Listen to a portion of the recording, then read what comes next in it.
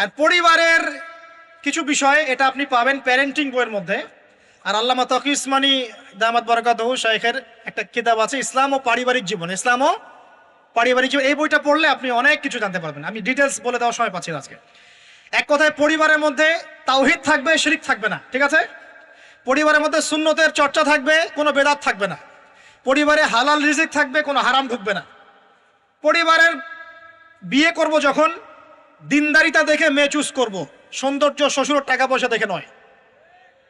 হ্যাঁ, সৌন্দর্য থাকতে পারে, সৌন্দর্য থাকলে নূরুন আলা নূর, আরো ভালো। কিন্তু যদি মেয়েটা এই যে আমাদের এখনকার সুন্দরী বলতে আপনারা যাদেরকে বোঝেন, নাম নিচ্ছি না, তাদের মতো সুন্দরী নাও হয়, মন খারাপ করার কিচ্ছু নাই।